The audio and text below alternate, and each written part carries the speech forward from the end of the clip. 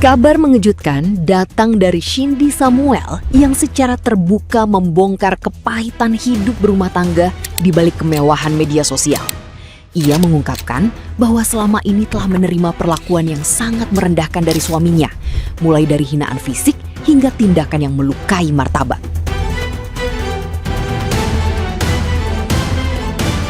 Shindy mengaku pernah diludahi, bahkan sering disebut dengan julukan hewan, meskipun dirinya sedang berjuang mengandung anak mereka di masa pernikahan tersebut.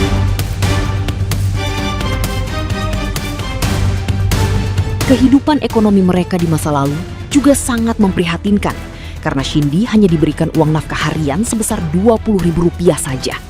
Demi mencukupi kebutuhan gizi saat hamil besar, ia bahkan harus melakukan negosiasi alot agar jatah harian tersebut ditingkatkan oleh Randy.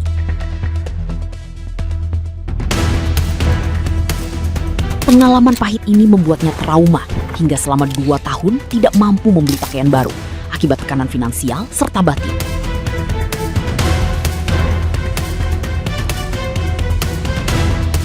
Nah, gimana nih menurut netizen yang terhormat? Silahkan berkomentar ya. Stop ya, kalian bilang perceraian Bunda Shindy Samuel itu hanya settingan. Gak ada setting-settingan. Itu beneran ya, itu beneran. Gak ada yang namanya setting-settingan. Tujuannya apa? Gila ya, masa perceraian orang setting-settingan. Udah, yang penting udah bercerai ya. 10 tahun Bunda itu menahan. Dan baru sekarang Bunda itu udah sadar. Udah Bunda Shindy, semangat aja. Fokus mempercantik diri. Semangat janda kaya rayaku. Shindy Samuel diduga meminta 30 miliar kepada mantan istrinya dengan alasan sudah 8 tahun menjaga istrinya, Cena. Ini beneran gak sih? Karena menurut gua aneh aja gitu ya, ada suami udah ngejagain istrinya selama bertahun-tahun, habis itu minta upah. Karena setahu gue gitu ya, ngejaga istri itu adalah tanggung jawab suami. Termasuk ngasih nafkah pun itu tuh tanggung jawab suami. Ini kalau beneran ya ada suami modelan begini jagain istri minta diupahin, apa kabar ya ibu rumah tangga yang nyuci baju, nyuci piring, masak, ngurus anak, ngurus rumah semuanya tuh sendiri? Berapa duit coba kalau itu gaji?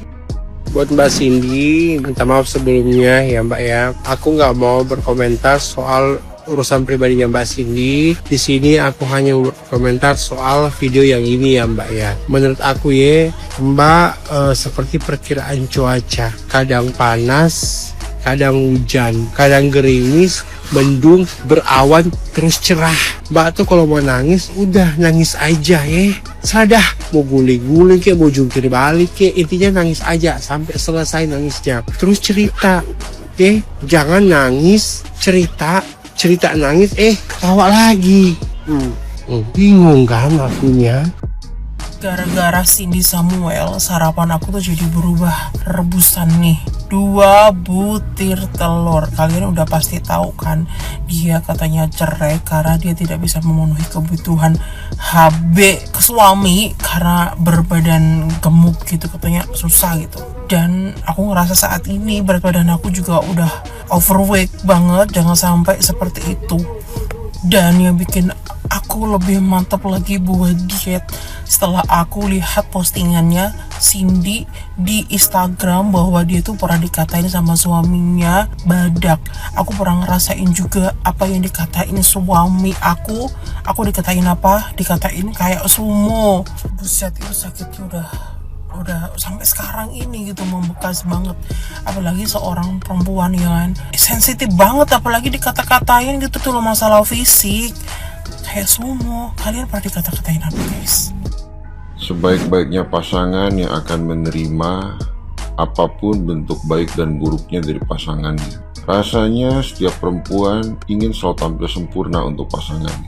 Rasanya tidak ada satupun perempuan yang ingin tampil, mohon maaf, gendut, gemuk, dan lain sebagainya.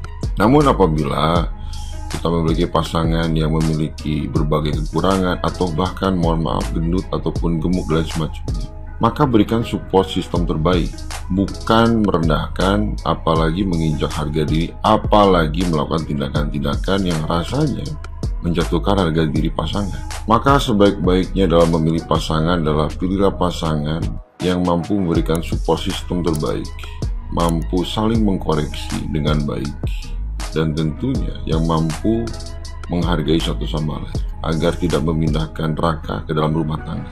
Alright. Ulala. Jujur ikut prihatin ya sama kasusnya Cindy ini ya.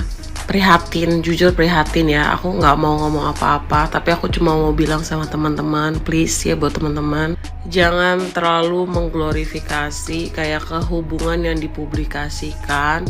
Terus udah itu seolah-olah romantis, seolah-olah baik-baik aja, seolah-olah hidupnya tuh couple goals. Udah banyak banget kasus yang kayak gini.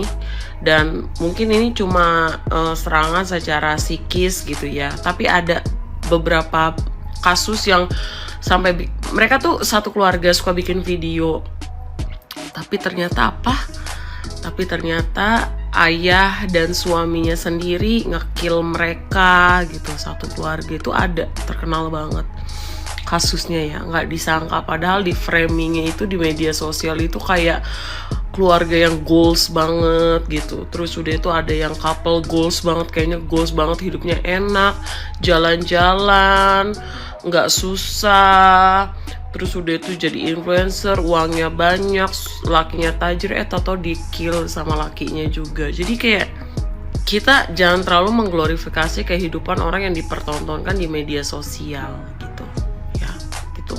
Aku punya masalah pun aku ada gitu ya. Cuma aku sadar sendiri sekarang, dulu tuh aku bertanya-tanya kayak kenapa ya suami aku tuh nggak mau gitu kehidupan kita tuh dipublikasi. Soalnya kan kalau nikah campur itu kan pasti rame ya, dapat atensi gitu, banyak banget gitu dapat atensi, orang pada kepo gitu. Tapi suami aku tuh nggak mau, dia bilang nggak semua hal itu harus dipublikasikan, nggak semua hal itu nggak memiliki privacy. Aku mau keluarga kita punya privacy, aku mau kehidupan aku tetap punya privacy gitu. Kalau kamu mau konten, aku akan dukung kamu.